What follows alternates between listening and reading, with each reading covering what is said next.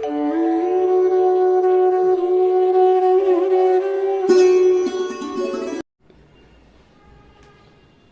कैसे हैं आप लोग? आज के इस क्लास में आप लोगों का स्वागत है।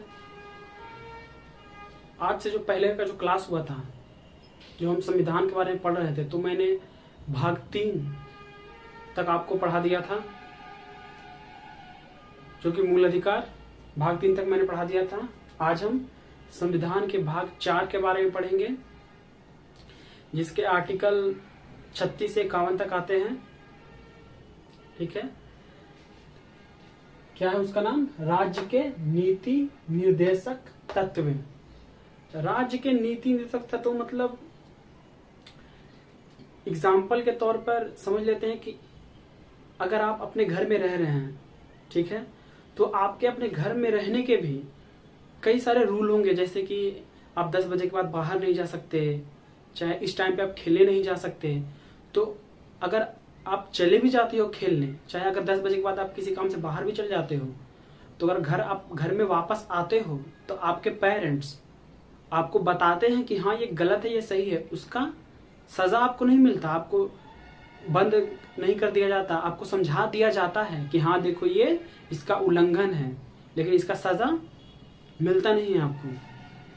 ठीक है, तो वैसे ही है राज्य के नीति निर्देशक तत्व। ये हमारे देश में कह तो देश में रहने के एक तरह से नियम है। ठीक है, इसका मतलब आप इसका सजा सरकार दे सकती है, लेकिन ये न्यायालय में इसकी कोई सुनवाई नहीं होती।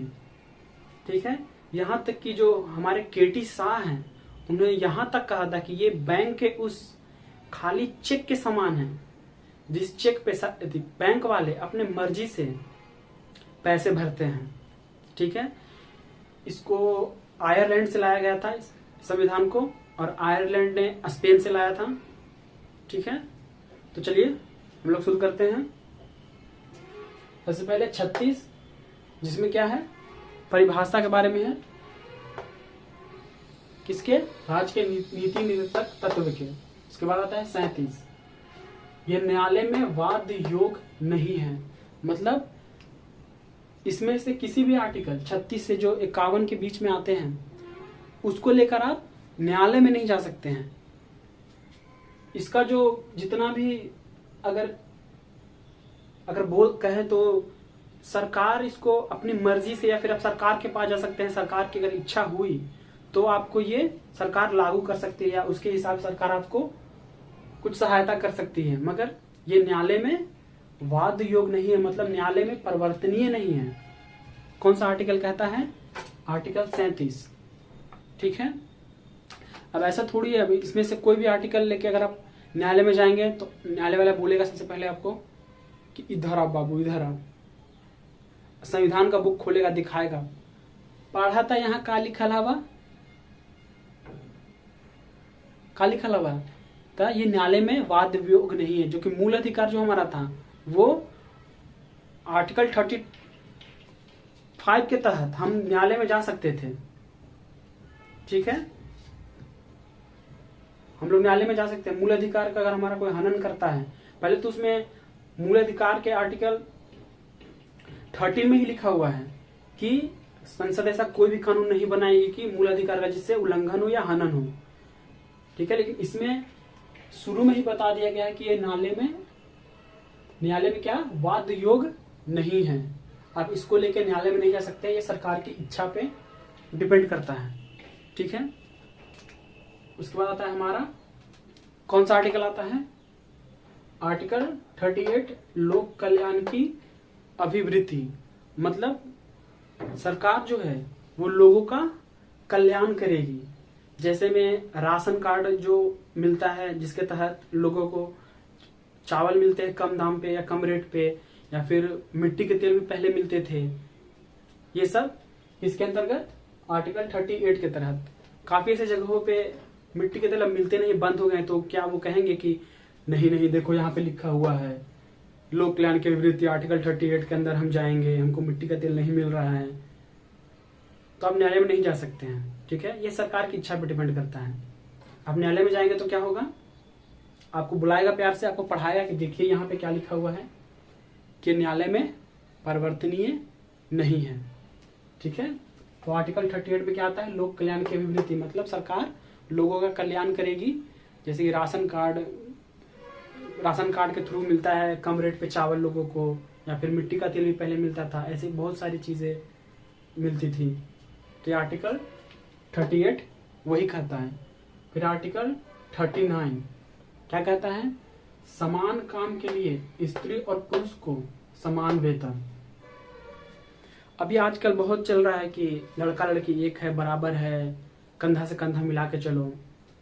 मुझे एक बात समझ में नहीं आता कि चलो हाँ ये सही है, लड़का लड़की बराबर है, कंधे से कंधे मिला के चलना भी चाहिए, सही बात है। सिलेंडर उठाते टाइम लड़की का कंधा कहाँ चल जाता है ये मुझे समझ में नहीं आता। ये सारी चीजें थोड़ी, सॉरी मुझ को हंसी आ गई थोड़ी ज्यादा, लेकिन जब सिलेंडर जब उठाने का टाइम आता है तब कहाँ चले जाते हैं लड़की का कंधा, तब नहीं, अरे यार समान, लड़का लड़की बराबर, तुम भी उठाओ सिलेंडर, तब तो मानेंगे ना हम।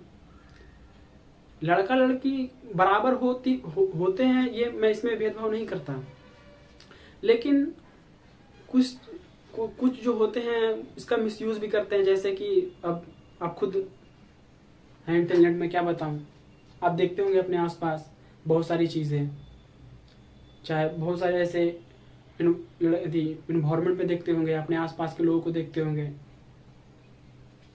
इसका कुछ गलत ही फायदा उठाया जा रहा है लड़का लड़की के बराबर के नाम पर। ठीक है, तो अगर आपसे कोई बोले कि लड़का लड़की सब बराबर, तो उसको बोलिएगा चल इधर आओ, चल सिलेंडर उठाओ ऐसे बोलिएगा जरूर। सॉरी मजाक कर रहा था मैं। तो क्या आर्टिकल 39 क्या कहता है, समान काम के लिए स्त्री और पुरुष को समान वेतन। ठीक है, फिर आर्टिकल 39 क्या कहता है, निशुल्क विधि सहायता, मतलब निशुल्क कानूनी सहायता। अब ऐसा थोड़ी है कि आप कानून के पास जाते हो रिपोर्ट लिखाने तो आपसे पैसा मांगता है, नहीं मांगता है पैसा। क्या मांगता है पैसा, नहीं पैसा मांगता है। ठीक है, तो क्या है इसका, निशुल्क विधि सहायता, मांग नहीं सकता। और ये जो है ये 1976 में जब संशोधन हुआ था, ठीक है, तब ये लाया गया था।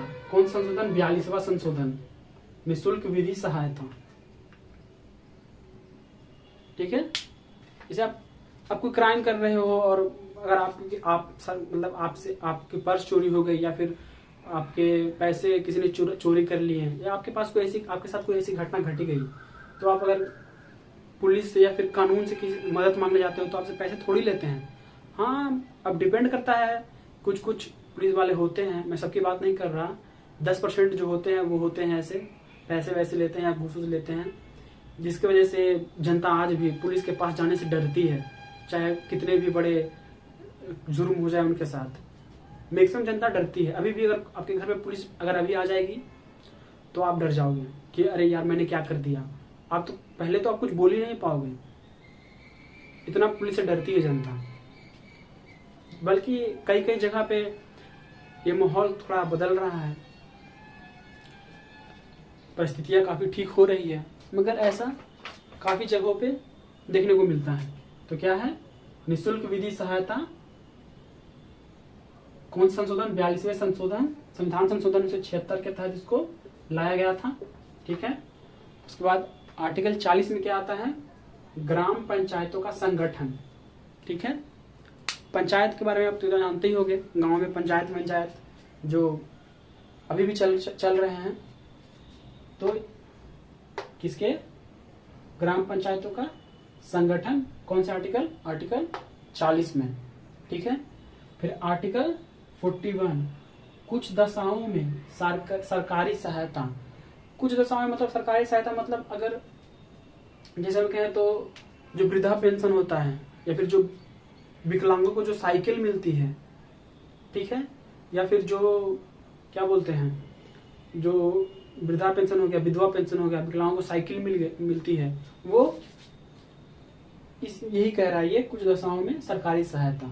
ठीक है, अब ऐसा नहीं कि अब किसी विकलांग को साइकिल नहीं मिला तो डायरेक्ट वो न्यायालय में चला जाएगा, क्योंकि ये सीधे पहले ही क्या बोल रहा है स्टार्टिंग में ही कि न्यायालय में वाद योग नहीं है, मतलब न्यायालय में परिवर्तनीय ही नहीं है, न्यायालय इसमें आपको कुछ मदद ही नहीं कर सकता। लेकिन ये सरकार की इच्छा पे डिपेंड करता है।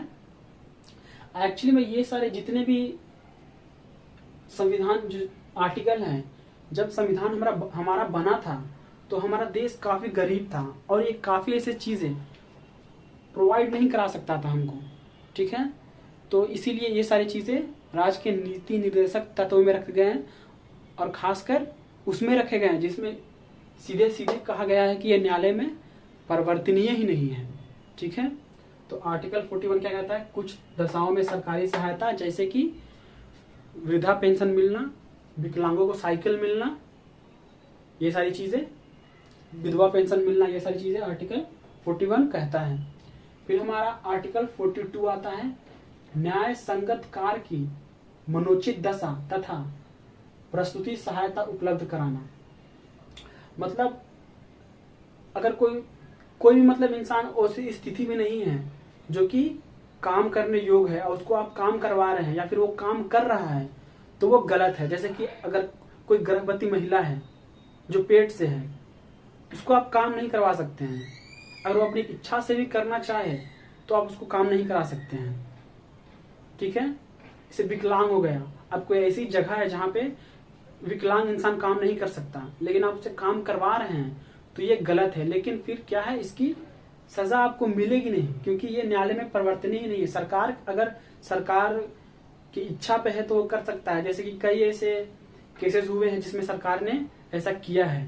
तो वो क्या कह रहा है, अनुच्छेद 42 न्याय संगत कार्य की मनुचित दशा तथा प्रस्तुति सहायता उपलब्ध कराना।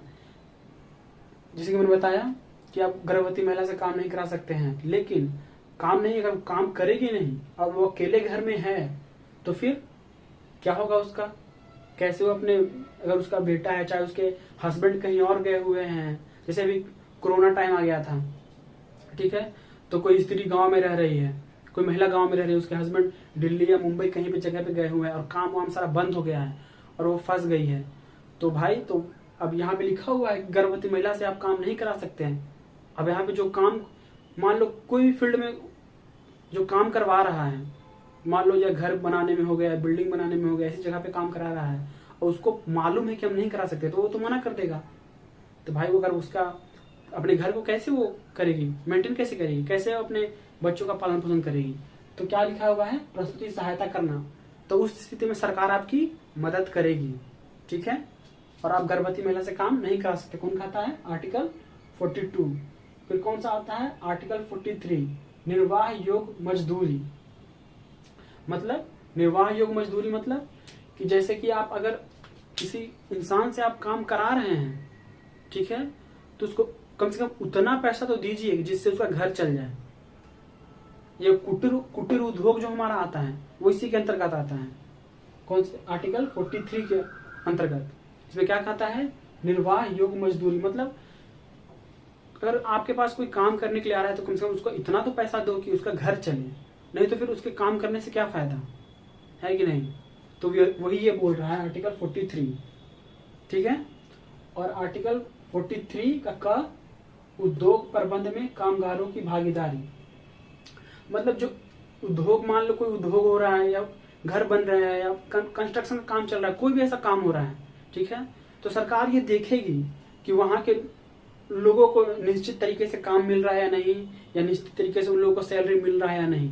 तो ये दोनों क्या है, निर्वाह योग्य मजदूरी और उद्योग प्रबंध में कामगारों की भागीदारी, वो एक ही है एक तरह से, ठीक है। 43 और 43 का इसमें क्या है कि निर्वाह योग्य मजदूरी में कि अगर कोई व्यक्ति काम कर रहा है तो उसको इतना पैसा मिल सके जिससे उसका घर चल सके। और 43 क्या कह रहा है, 43 का क्या कह रहा है, 43 का कि कहीं पे अगर उसको सरकार देखे कि उसको काम मिल रहा है या नहीं मिल रहा है, चाहे अगर उसकी स्थिति सही है या नहीं है, ये सारी चीजें पे सरकार ध्यान देगी। बल्कि अभी ऐसा होता नहीं है, कहीं भी कोई भी इंसान जो अगर काम करा रहा है, जैसे कि ठेकेदार भी हो गए हैं, तो वो चाहते हैं कि जल्दी से जल्दी अपने काम को खत्म कर ले। उससे क्या होता है कि उनका पैसा जो है जितना मिलता है उससे कम पैसे में उनका काम खत्म हो जाता है, उनको थोड़ा प्रॉफिट भी हो जाता है, तो करवाते भी हैं। कई ऐसे मजदूर हैं जो करवाते हैं, बाहर जाते हैं तो उनके अंडर में होते हैं तो कुछ बोल नहीं पाते हैं मजबूरी में, ऐसा होता है। ठीक है, तो समझ में आ गया आपको। फिर आर्टिकल 44 समान सिविल संहिता, मतलब लोगों के लिए कानून जो है हमारा वो समान रहेगा। समान सिविल संहिता मतलब चाहे जो चीज हो, जैसे अगर मान लो कि हम हिंदू हैं, ठीक है, अगर हम जाकर किसी का सर फोड़ दें, ठीक है, अगर हमको 4 दिन का सजा मिल गया, जेल में बंद होना, जेल में बंद कर दिया कि 4 दिन का सजा हमको मिल गया, तो ऐसा नहीं है कि कोई मुस्लिम इंसान गया और उसने सर फोड़ दिया तो उसको 2 दिन का मिलेगा, नहीं, उसको भी 4 दिन का ही मिलेगा। और वैसे ही अगर उसने फोड़ दिया तो उसको अगर 4 दिन का मिला, तो अगर हम फोड़ दिए, अगर हम हिंदू हैं तो ऐसा नहीं कि हमको 2 दिन का मिलेगा, हमको भी 4 दिन का ही मिलेगा। ठीक है, अगर हम किसी से विवाह कर रहे हैं, चाहे हिंदू हो चाहे मुस्लिम हो, विवाह की रीतियां अलग अलग होती हैं, लेकिन उसका जो शर्तें होते हैं, कानून का जो नियम होता है वो सबके लिए समान होता है। ठीक है, ये समझ में आ गया आपको। समान सिविल संहिता मतलब कानून के लिए सब बराबर है, अगर चाहे वो हिंदू हो चाहे मुस्लिम हो चाहे किसी भी कास्ट का हो। ठीक है, फिर आर्टिकल 45 6 वर्ष से कम बच्चों को क्या कहा जाएगा, ध्यान रखना सरकार की जिम्मेदारी होगी। आर्टिकल 45 क्या कहता है कि 6 वर्ष से जो कम उम्र के बच्चे होते हैं, ठीक है, उसकी कौन जिम्मेदारी लेगा, सरकार जिम्मेदारी लेगा। और इसी में था हमारा कि 6 से 14 वर्ष के बच्चों को निःशुल्क शिक्षा, इसी में था हमारा, किसमें, आर्टिकल 45 में ही था कि 6 से 14 वर्ष के बच्चों को निःशुल्क शिक्षा, जिससे यहां से हटाकर आर्टिकल 21 के क में जोड़ दिया गया हमारे मूल अधिकार में। ठीक है, अब सरकार स्थिति जैसे जैसे देखेगी वैसे वैसे करेगी, जैसे कि इसमें बहुत सारी ऐसी चीजें हैं जो कि सरकार मूल अधिकार में डाल सकती है, जैसे कि इसमें था, किसमें, आर्टिकल 45 में था, लेकिन उस टाइम पे सरकार की स्थिति ऐसी नहीं थी कि लोगों को निःशुल्क शिक्षा दे दे, तो उसे इसमें डाल दिया गया। लेकिन जब सरकार की स्थिति अच्छी हुई तो 2002 में संविधान संशोधन करके, ठीक है, किसको, 6 से 14 वर्ष के बच्चों को निःशुल्क शिक्षा को यहां से हटाकर 21 के क में जोड़ दिया गया।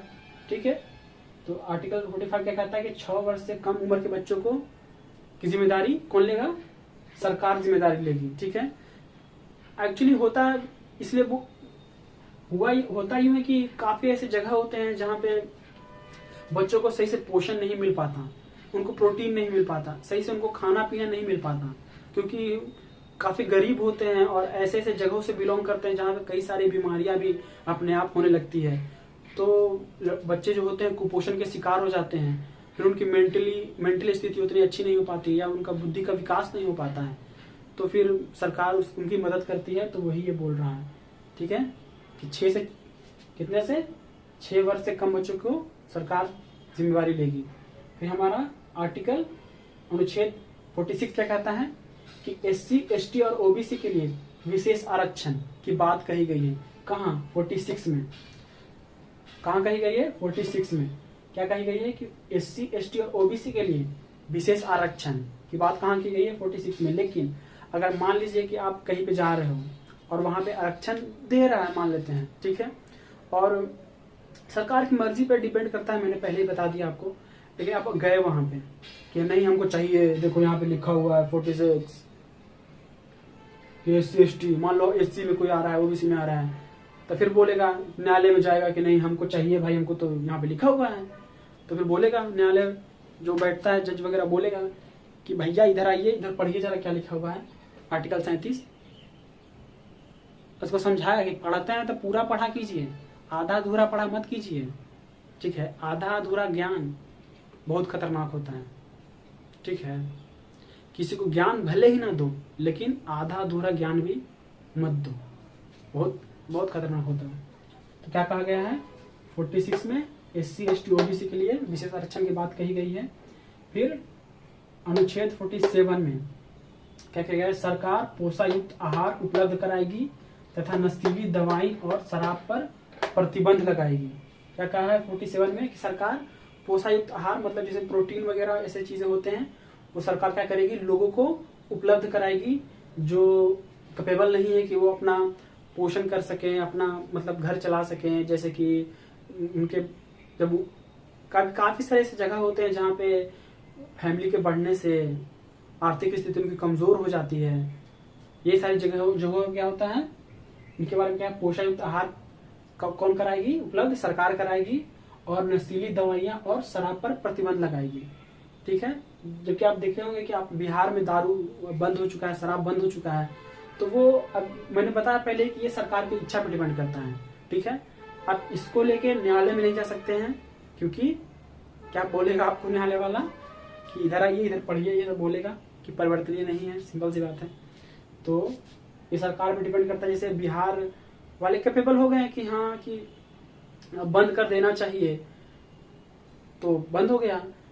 मेरा अगर मैं अपना पॉइंट ऑफ बताऊं तो सरकार के लिए मुझे ऐसा लगता है कि ये सब प्लस पॉइंट है, क्योंकि ये सारे अपॉर्चुनिटी से सरकार अपने वोट बैंक बढ़ाने की कोशिश करते हैं। ठीक है, जैसे कि अगर किसी स्टेट में ऐसा होगा कि हम क्या करेंगे कि हम क्या बोल रहे हैं कि SC ST OBC को क्या कर देंगे, आरक्षण की बात हम उसको क्या कर देंगे, इसको मुफ्त कर देंगे, फ्री कर देंगे इसको। चाहे अगर कोई अगर किसी भी जिला का हो, वो बोलेगा कि नहीं 6 वर्ष से कम बच्चों को ध्यान रखना सरकार की जिम्मेदारी है, इसको हम मूल अधिकार में ला देंगे, क्योंकि मूल अधिकार संसद संशोधन करती है, तो वो संसद का भाग तो नहीं है, मगर वो बात कर सकता है, उसके बारे में काम कर सकता है अगर वैसा बोला। तो ये सारी चीज, जैसे कि अब बिहार में ही नीतीश कुमार जब प्रधानमंत्री बनने वाले थे, तो उन्होंने बोला था कि अगर मैं बन गया तो मैं दारू क्या शराब बंद करवा दूंगा, तो वो बन गए, तो उन्होंने बंद करवा दिया। मुझे ऐसा लगता है, अब सब लोगों का अलग अलग पॉइंट ऑफ व्यू होता है, उसके बारे में कुछ कह नहीं सकता, लेकिन मेरा पॉइंट ऑफ व्यू ये है। ठीक है, और ये क्या है बताया मैंने कि आप न्यायालय में नहीं जा सकते, क्या पोषण युक्त आहार उपलब्ध कराएगी, और नशीली दवाई या शराब को क्या करेगी, क्या करेगी, प्रतिबंध लगाएगी। ठीक है, अब आर्टिकल 48 जो हमारा पर्यावरण और वन्य जीव की है, वो रक्षा कौन करेगी, सरकार की जिम्मेवारी होगी, और उनका क्या होगा, कर्तव्य होगा। जो पर्यावरण का संरक्षण है, पर्यावरण के जो जीव हैं, जो जंगलों में रहते हैं, उनकी संरक्षण की जिम्मेदारी सरकार उठाएगी। इसको संविधान संशोधन 42वें संविधान संशोधन 1976 द्वारा क्या किया गया, लाया गया 48 को। जबकि अगर अब आप देखते होंगे कि सरकार काफी अच्छा काम करती है, मगर कुछ चीजों में सरकार थोड़ी सी कहे तो आलसी हो जाती है। जैसे कि अब ये जीवों की बात, कई जगह ऐसे जंगले होते हैं जहाँ पे बारिश के कारण बाढ़ आ जाती है, जीव जंतु मर जाते हैं, तो ये सारी चीजों पर सरकार को ध्यान देना चाहिए। तो हम लोग आगे देखते हैं, 48 तक हम लोगों ने कवर कर लिया था, तो आगे देखते हैं। अनुच्छेद 49 में क्या कहता है, राष्ट्रीय स्मारकों की रक्षा करना क्या है, ये सरकार की जिम्मेदारी है। जबकि मैं कहूंगा कि राष्ट्रीय स्मारकों की रक्षा करना सरकार के साथ साथ जो वहां के जो नागरिक हैं भारत के, इनकी भी जिम्मेदारी है। क्योंकि आप लोगों ने देखा होगा कई ऐसे जगह होते हैं जहां पे लोग अपने नाम लिख देते हैं या फिर उसको गंदा कर देते हैं।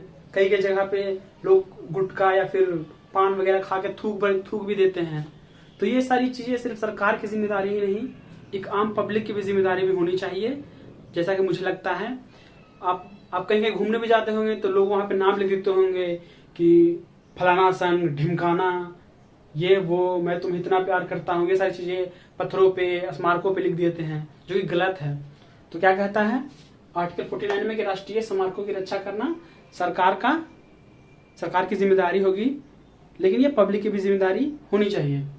फिर अनुच्छेद 50 में क्या कहता है, कार्यपालिका से न्यायपालिका के अलग करने की बात कही गई है।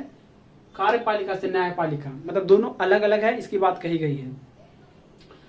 अनुच्छेद 51 में क्या है कि अंतर्राष्ट्रीय शांति को बढ़ावा देना, अंतर्राष्ट्रीय जो शांति होता है उसको बढ़ावा देना, और अंतर्राष्ट्रीय विवादों को मध्यस्थता द्वारा सुलझाना। अंतर्राष्ट्रीय जो मुद्दे होते हैं उसको कोशिश करना कि शांति से इसको सुलझाया जा सके, और उसको मध्यस्थता मतलब कि बात करके ही सुलझाया जा सके। ठीक है, वो कौन सा आर्टिकल 51 में ऐसा कहा जाता है। आर्टिकल 51 के तहत ही भारत यूएनओ का सदस्य बना था, यूएनओ का सदस्य आर्टिकल 51 के तहत ही। जबकि कई सारे ऐसे कंट्री जैसे पाकिस्तान हो गया, ये सारे कंट्री होते हैं, वो शायद इस चीज को मानते नहीं हैं। मुझे समझ नहीं आता कि पाकिस्तान की जो वहाँ के जो लोग हैं, चाहे वहाँ की जो आर्मी है, पहले 71 फिर कारगिल, इतने सारे हार होने के बाद भी उनकी हिम्मत कैसे होती है कि हाँ चलो हम इस पे कब्जा करते हैं, चलो भारत पे आक्रमण करते हैं। अगर किसी को हम लूडो जो होता है ना, लूडो में भी हराए ना, तो 2 बार हारने के बाद उसको भी शर्म आने लगती है, ठीक है, कह रहे अब ना खेलेंगे, अब ना खेलेंगे। तो जो 2 से 3 बार युद्ध हार गया, तो अगर उसको शर्म नहीं आ रही है तो उसको क्या कहते हैं आप लोग अच्छी तरह से जानते हैं, ठीक है। 1951 में क्या है, अंतर्राष्ट्रीय शांति को बढ़ावा देना और अंतर्राष्ट्रीय मुद्दों को शांति ढंग से बात से ही सुलझा देना। फिर खत्म हो गया यहाँ पे हमारा राज्य के नीति निर्देशक तत्व। अब राज्य के नीति निर्देशक तत्व में जब संविधान बना था तो 51 का क नहीं था, ठीक है। तो 1976 में सरदार स्वर्ण सिंह समिति द्वारा मूल कर्तव्य को अनुच्छेद 51 के क में जोड़ा गया, ठीक है, जो कि पहले 42वें संविधान संशोधन द्वारा उसमें 10 थे, फिर बाद में 86वां संविधान संशोधन द्वारा एक और जोड़ा गया, जो कि तत्काल में अभी भारत में कितने हैं, 11 मूल कर्तव्य हैं। किसमें, संविधान के अनुच्छेद 51 के क में, जो कि पहले नहीं थे, 1976 में इसे जोड़ा गया, ठीक है। और जो राज्य के नीति निर्देशक तत्व हैं, राज्य के नीति निर्देशक तत्व, उसको 3 भाग में बांटा गया। एक है गांधीवादी, जिसमें अनुच्छेद 40, 43 के क, 46, 47 आता है।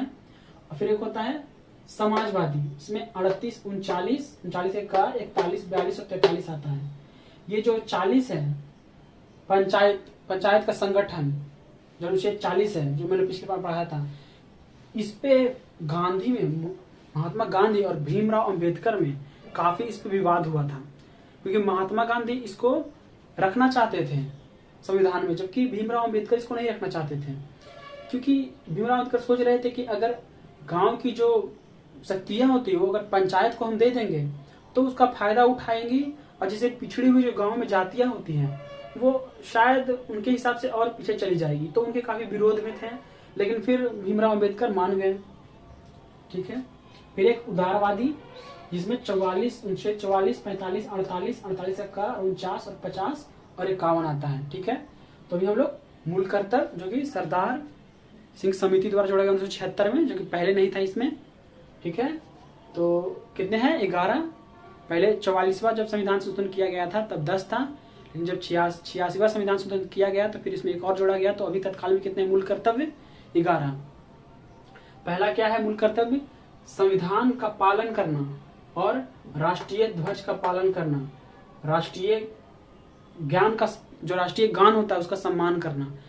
मूल कर्तव्य के बारे में कहा गया है कि इसका उल्लंघन करने से आपको कोई सजा नहीं मिलेगा, लेकिन मुझे ऐसा लगता है कि मूल कर्तव्य में कुछ ऐसे 11 जो हैं, जो पहले 10 थे अभी 11 हो गए हैं, तो जो 11 पार्ट है कुछ ऐसे हैं जिसमें सजा का प्रावधान मेरे हिसाब से होना चाहिए था, जैसे कि राष्ट्रीय ध्वज का पालन करना, राष्ट्रीय गान का पालन करना, संविधान का पालन करना,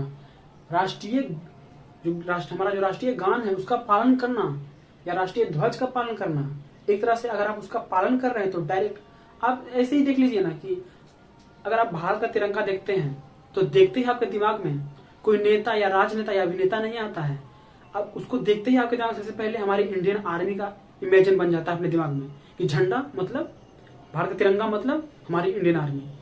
तो अगर आप राष्ट्रीय गान की ये नहीं कर रहे हैं, सम्मान नहीं कर रहे हैं, तो इसका मतलब आप हमारी इंडियन आर्मी की सम्मान नहीं कर रहे हैं। अगर आप राष्ट्रीय ध्वज हमारे तिरंगे की सम्मान नहीं कर रहे हैं तो मतलब आप इंडियन आर्मी की सम्मान नहीं कर रहे हैं। और ऐसे इंसान को पता क्या करना चाहिए, अपने हाथ से ऐसे गड्ढा खोदना चाहिए और फिर ऐसे खड़ा होकर सीधे उसमें घुस जाना चाहिए, ठीक है। अगर आपको इस देश में रहना है तो आप भले हमारे धर्म का सम्मान ना करो, मेरा सम्मान ना करो, लेकिन अगर राष्ट्रीय ध्वज और राष्ट्रीय गान का आप सम्मान नहीं कर रहे हैं तो भाई हमारा दरवाजा खुला है देश का, आप यहां से चलते बनिए, ठीक है। फिर दूसरा क्या है, नारा, जो राष्ट्रीय आंदोलन को प्रेरित करते हैं ऐसे नारे, उनको क्या करना है, उनका भी सम्मान करना है या उनको बढ़ावा देना, जैसे कि वंदे मातरम, जय हिंद, ये तरह के नारे। ठीक है। फिर तीसरा क्या है, देश की एकता, अखंडता और संप्रभुता को बनाए रखना। देश की एकता को बनाए रखना, देश की अखंडता को बनाए रखना और संप्रभुता को बनाए रखना। कोशिश करना कि कोशिश मतलब कहा जा रहा है कि कोशिश कीजिए, हर नागरिक का ये दायित्व है कि कोशिश करे वो कि देश में छोटे छोटे विवाद, धर्म, जाति, ये सब सारी चीजों को लेकर देश बटे ना, क्योंकि काफी डिफिकल्टीज हो जाएंगी फिर बाद में। एकता की बनाए रखना, बोलना कि हम सब एक हैं और उसको फॉलो करना, दोनों अलग अलग चीजें होती हैं। ठीक है। बोलते तो सभी हैं, फॉलो कितने करते हैं हम लोग भी देखते हैं, क्योंकि भारत में जाति के नाम पर, धर्म के नाम पर कई सालों से चलते आ रही लड़ाइयाँ, अभी भी चलती है। उसके कई सारे हम लोग को एग्जाम्पल भी देखने को मिलते रहते हैं किसी किसी राज्य में। फिर चौथा क्या है, देश की रक्षा करना तथा राष्ट्र की सेवा करना। चौथा मूल कर्तव्य कहता है कि देश की रक्षा करना तथा राष्ट्र की सेवा करना। देखिए, मैं मानता हूं कि देश की रक्षा आम पब्लिक जो होते हैं वो नहीं कर सकते हैं। मिलिट्री हैं, आर्मी वाले हैं, पुलिस वाले हैं, यहाँ तक कि जो ट्रैफिक पुलिस है, एक छोटा आदमी जो सरकारी पद पे है, जिसके कंधे पे छोटा सा भी भार है, वो भी देश की सेवा कर रहा है। लेकिन जो नहीं कर रहे हैं, जो सक्षम नहीं है, जिस पोजीशन पे नहीं है, भाई आप राष्ट्र की सेवा करिए ना, सेवा करिए, ये सारी काम करिए, सेवा करिए, जितने स्मारक है उसको साफ रखिए, चाहे जितने भी धार्मिक स्थल हैं उनकी रक्षा करिए, लोगों को हेल्प करिए, ऐसे सारी चीजें करिए। रक्षा करना आपके हाथ में नहीं, सेवा करना तो आपके हाथ में है। दोनों में से कोई एक चीज तो करिए। फिर क्या है, पांचवा, देश की समृद्धि की रक्षा करना। हमारे देश की जो समृद्धि है वो काफी इंपॉर्टेंट है हमारे लिए और आपके लिए। इंडिया में जितने भी आबादी है, उस एक एक इंसान के लिए समृद्धि काफी इंपॉर्टेंट है। देश की समृद्धि मतलब देश की गरिमा। देश की गरिमा को आप ठेस नहीं पहुंचा सकते हैं, तो देश की गरिमा की रक्षा करना किसका कर्तव्य है, भारत के एक एक नागरिक का कर्तव्य है। सातवां क्या है, वैज्ञानिक दृष्टिकोण अपनाना। मतलब वैज्ञानिक दृष्टिकोण अपनाने का मतलब है कि किसी भी चीज में आप उसको धार्मिक नजरिए से ना जोड़ें, आप उसको पहले सोचे समझे परखें, एक वैज्ञानिक दृष्टि भी अपनी रखें। धार्मिक अलग चीज है, मैं ऐसा नहीं बोल रहा हूँ कि आप धार्मिक पे विश्वास नहीं कीजिए, लेकिन हर चीज को उससे जोड़ के मत देखिए, उसके पीछे साइंटिफिक रीजन को भी जानिए, ऐसा कह रहा है। कौन सा मूल कर्तव्य, सातवां। आठवां क्या कहता है, पर्यावरण, वन तथा वन्यजीवी की रक्षा करना। पर्यावरण, वन तथा वन्यजीवी की रक्षा करना। देखो, पर्यावरण हमारे जीवन में काफी उपयोगी होते हैं और काफी हमारी जिंदगी के लिए वो काफी उनका अहम भूमिका होता है। ठीक है। देखिए, अब इंसान को जिंदा रहने के लिए क्या चाहिए, ऑक्सीजन चाहिए। ऑक्सीजन कहाँ से आता है, पेड़ से आता है। तो इंसान लाइफ में हो सके जितना ज्यादा से ज्यादा हो सके वो पेड़ लगाए। अरे मैं तो बोल रहा हूँ कि अगर इंसान में जो वो मरीज होते हैं, जो जिनका ब्रेकअप हो जाता है, अरे ब्रेकअप हो गया, छोड़ के चल गई रे, ऐसे ये सब चीजें करता है, छोड़ के चल गई, अब क्या करें, अब जेल नहीं जा रहा है, मर जाएंगे, ऐसे वैसे ये सारी चीजें करते हैं। अगर मैं बोल रहा हूँ ना कि जितने इंसान का ब्रेकअप होता है, अपने ब्रेकअप होने के बाद भी अगर वो एक एक पेड़ लगाए ना इस धरती पे, तो हमारा पर्यावरण काफी सुरक्षित रहेगा। ब्रेकअप होने के बाद जिनका ब्रेकअप हो रहा है वही लगाए, तो बल्कि ये तो सबका दायित्व है, लेकिन मैं एग्जाम्पल के लिए समझा रहा हूँ। ठीक है। तो अगर आपका ब्रेकअप हुआ है तो आप जरूर एक पेड़ लगाइएगा। ठीक है। और वन्यजीवी की रक्षा करना। वन्यजीवी की रक्षा करना, जो वन में जो जीव रह रहे हैं उनकी रक्षा करना तो हमारा दायित्व है ही है। मगर मैं आजकल देखता हूँ कि लोगों में वो रुचि नहीं रही, वो पालतू जो 100 पीस होते हैं वो सब चीजें को एक्सेप्ट ज्यादा करते हैं। जैसे कि अब आप किसी गली मोहल्ले में रह रहे हो, आपके घर है, आसपास में घर है, तो आप देखते हो काफी सारे ऐसे जानवर होते होंगे, पपीज हो गए, कुत्ते हो गए, चाहे और भी जानवर हो गए, वो भूखे रहते हैं, खाना नहीं खा पाते हैं, तो उनको आप खाना दे दीजिए तो ज्यादा बेटर रहेगा। वह इसे यहाँ तो वन्यजीवी की रक्षा करने की बात कह रही है, मगर मैं अपने पॉइंट ऑफ व्यू से बोल रहा हूँ कि उनको खाना दे दीजिए। 2 रोटी आप फेंक दोगे डस्टबिन में, उससे अच्छा कि 2 रोटी आप उससे दे दो तो ज्यादा बेटर रहेगा। ठीक है। मैं देखता हूँ कि जब कोई जानवर अगर मरता है, अगर वो फेसबुक पे ट्रेंड हो गया, ट्विटर पे ट्रेंड हो गया, तो उसके पीछे स्टेटस लगाएंगे कि अरे कितना सैड बात है, कितना सैड बात है, डेट कर गया, अरे यार ऐसा नहीं करना चाहिए था। अपने गली में जो कुत्ते रहते हैं उनको 2 रोटी नहीं देंगे, लेकिन स्टेटस सबसे पहले वही लोग लगाएंगे। ठीक है, कौन सा? 8वां, पर्यावरण वन तथा वन्यजीव की रक्षा करना। उसके बाद 9वां, सार्वजनिक संपत्ति की रक्षा करना। जो सरकारी संपत्ति है, जो सरकार की संपत्ति है उसकी रक्षा करना सरकार का भी कर्तव्य है और एक आम पब्लिक का भी कर्तव्य है। अब आपके ऊपर है कि आप उसको किस नजरिए से देखते हैं। ठीक है। 10वां, व्यक्तिगत तथा सामूहिक भलाई के लिए तैयार रहना। मतलब लोगों की हेल्प करना, जितना ज्यादा सामाजिक स्तर पर अगर आपकी जरूरत है तो उसकी मदद कीजिए। आप लोगों की मदद कीजिए, अपने आसपास देखिए कैसा लोगों की स्थिति क्या है। अगर आप उसका कैपेबल हैं, आपकी स्थिति ऐसी है कि आप लोगों की मदद कर सकते हैं या सामाजिक दृष्टि से आप उसकी मदद कर सकते हैं, आपको लगता है कि हाँ हम ये कर पाएंगे, तो आप कीजिए मदद। वो कौन सा कहता है? 10वां। फिर 11वां क्या कहता है कि 6 से 14 वर्ष के बच्चों की जो एजुकेशन की जिम्मेदारी है वो उनके पेरेंट्स के ऊपर होगी, जो उनके माता पिता है उनकी जिम्मेदारी होगी कि वे 6 साल से 14 वर्ष के जो बच्चे हैं उनको वो शिक्षा दिलाएं। और ये 86वां संविधान संशोधन 2002 द्वारा जोड़ा गया। ठीक है। जबकि अमेरिका में है, हमारे यहाँ तो बच्चों को जब तक 2 था, माता पिता है जो जब तक 2 झापड़ मारे नहीं तब तक उनको विश्वास ही नहीं होता कि ये बच्चा हमारा है। जबकि अमेरिका जैसे देश में अगर आप बच्चों के हाथ उठा दोगे ना तो बच्चा पुलिस में केस कर देगा और पुलिस आपको जेल में कर देगी अंदर। ऐसा होता है अमेरिका में। लेकिन यहाँ पे पहले ही कह दिया गया है कि इसके लिए कोई दंड का प्रावधान नहीं है, लेकिन कुछ में होना चाहिए, मुझे ऐसा लगता है। आपको क्या लगता है आप भी कमेंट में बताइएगा मुझे। तो ये सारी चीजें थे। तो हम लोगों ने आज राज्य के नीति निर्देशक तत्व को कवर कर लिया। और कितना भाग? 4। ठीक है, अनुच्छेद 36 से 51 तक। इसके बाद इसके अगले भाग 5 को हम लोग कवर करेंगे। ठीक है, आशा करता हूँ ये सारी चीजें आपको समझ में आई होगी। तो मिलते हैं अगली बार। ठीक है, और कोशिश कीजिए कि इसको समझिए, कॉपी पे नोट कीजिए, अपने दिमाग में रखिए, इसको याद कीजिए, ये सारी चीजें कीजिए। क्योंकि सिर्फ वीडियो देखने से आप इंटेलिजेंट नहीं बन जाओगे, आप होशियार नहीं बन जाओगे। वीडियो देखिए, आप उस पर आप आधा घंटा 20 मिनट कीजिए मेहनत। ये सब जो लड़का लड़की या प्यार मोहब्बत ये सारी चीजें तो होती रहेगी, बाद में भी पहले भी ये सारी चीजें होती रहती हैं। मगर एजुकेशन जो ऐसा चीज है, एक आप पोजीशन में पहुंच जाइए, अपने लाइफ में आप एक पोजीशन में पहुंच जाइए, उसके बाद आप प्यार मोहब्बत ये सारी चीजें कीजिए।